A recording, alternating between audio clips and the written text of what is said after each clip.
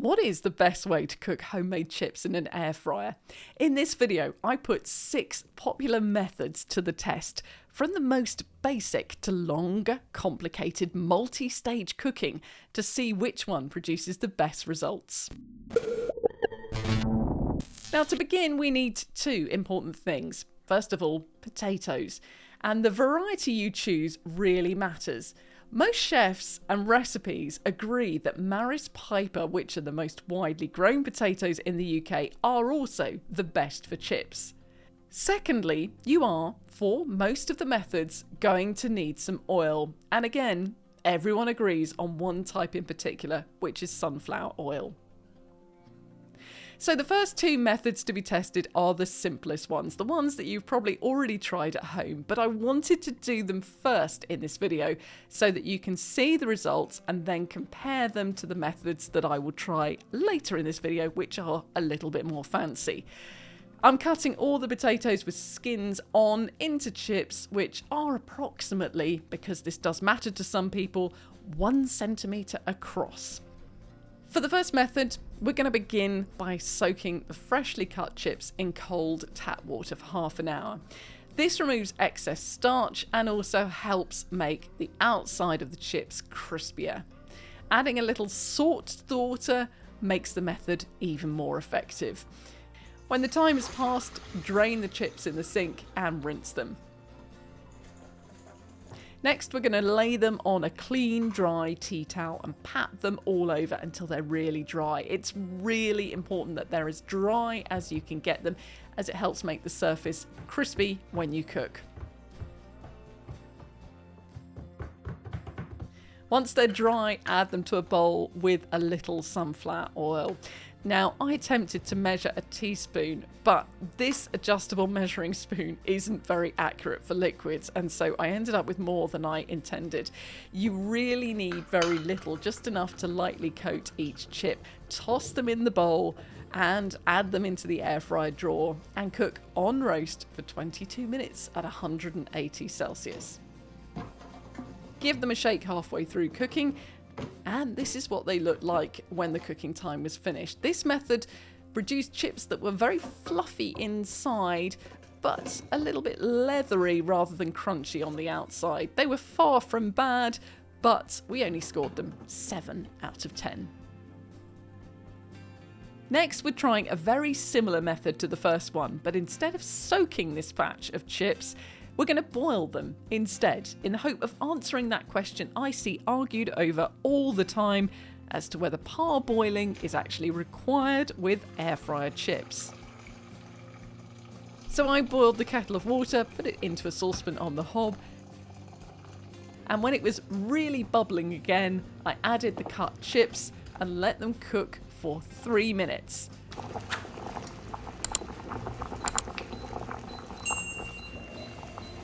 Then I repeated what I did in the first method by draining them in a colander over the sink and patting them dry on the worktop in a clean tea towel. Then I added them to a dry bowl and mixed them with some sunflower oil. You can see I've given up on my useless teaspoon measure on this occasion, although it does reappear later, and instead I tried adding oil direct from the bottle, which was even less successful as it's hard to dispense small quantities. Really, what I needed was an oil drizzler for this job, or I should have just got my oil spray out. So once coated in oil, the chips went into the air fryer drawer on roast 180 Celsius for 19 minutes. Slightly less time than the batch that I soaked, as of course they have been pre-cooked. Again, I shook them halfway through the cooking when I was prompted by the shake reminder, and at the end of cooking, this was the result. We thought that they were identical to the ones that we soaked, and we also rated them a 7 out of 10. It saves a little bit of time parboiling rather than soaking, but of course, arguably, it might use slightly more energy boiling the kettle and running the hob. Next is a method which I believe I should credit Jamie Oliver for, although I did lots of searching online before recording this video and I can't actually find any reference to it in his recipes or in his website, but I believe it started with him. Instead of soaking or boiling, the chips go into a Pyrex bowl full of water, then it is covered in cling film. You pierce the film several times and put it into the microwave for 10 minutes.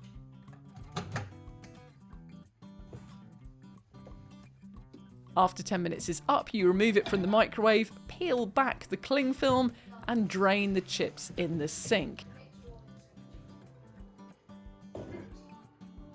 Then we're going to pat them dry in yet another tea towel.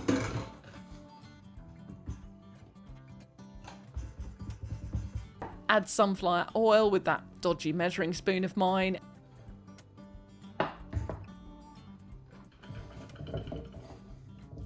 And put them into the drawer of the air fryer and cook them for 15 minutes on roast at 180 Celsius.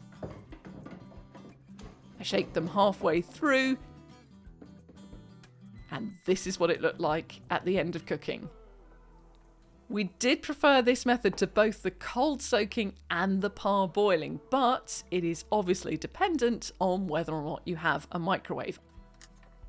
This next method flies in the face of logic. Air fryers are supposed to be about speed, and it's usually recommended to cook chips between 160 and 180 Celsius.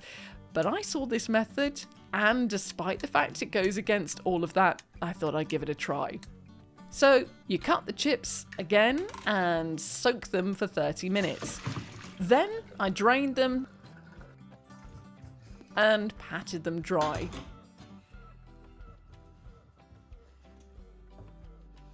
Into the bowl they go again with about a teaspoon of oil.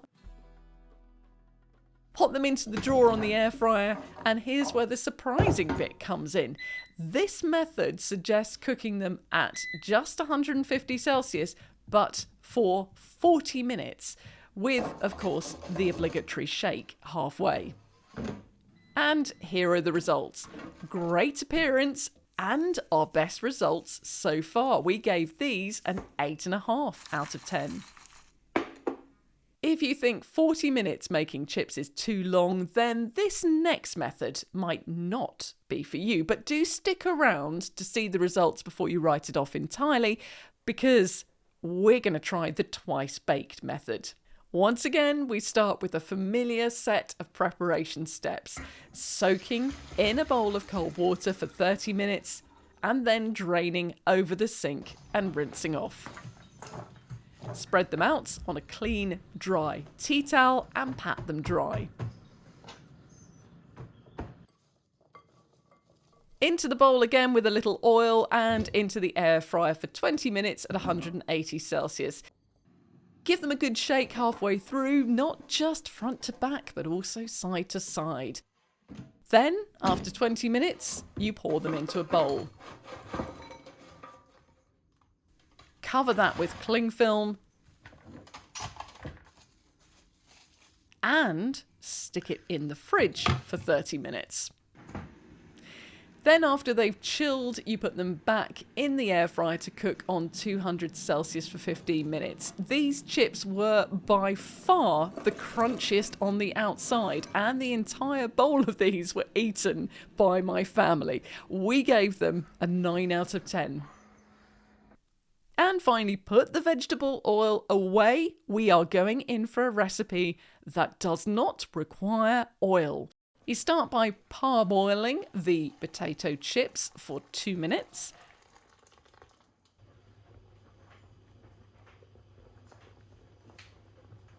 Draining in a colander over the sink.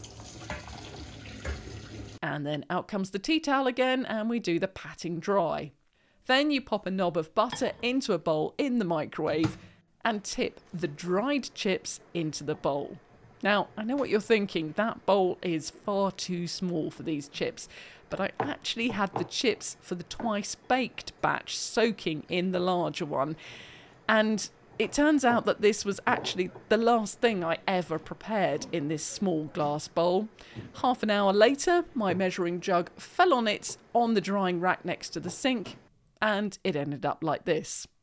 After coating in the butter, you then sprinkle with flour and pop them into the air fryer to cook on air fry at 220 Celsius for 30 minutes. These ones look great, but not one of our winning methods, actually.